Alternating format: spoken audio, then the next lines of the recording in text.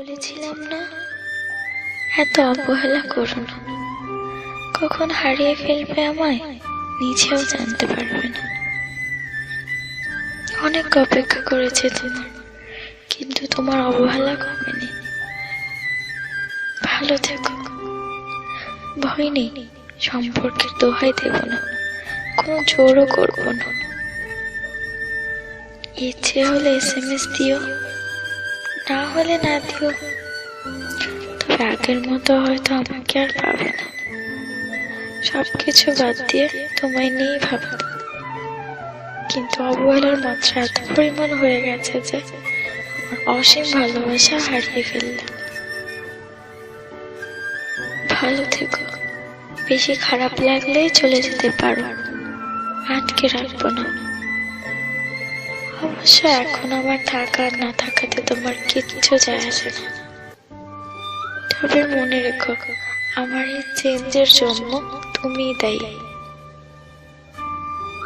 একটা দিনে 24 ঘন্টা, তার মাঝে তুমি প্রতিদিন আমায় 4 ঘন্টাও যদি সময় দিতে, আমার কষ্ট লাগতো না।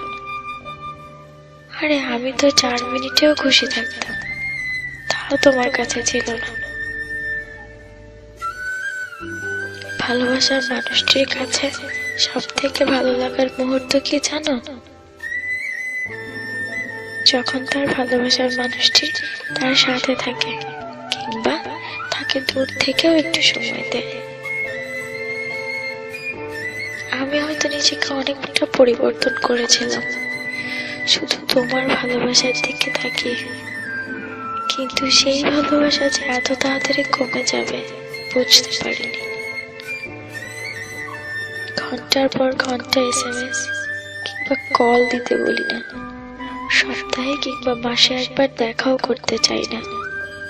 শুধু চাই যখন তোমায় মনে পড়বে বুঝতে পারবো তুমি আছো। একটা কথা কি জানো, অবহেলার মাত্রাটা যখন বেড়ে যায় তখন ভালোবাসার ইচ্ছাটাও দিন দিন হারিয়ে যায়।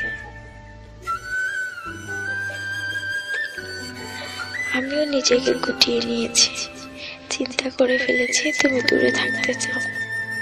তবে আমি কেন জোর করব? তুমি আসার আগেও আমি একা ছিলাম, এখনো একা থাকতে পারবো।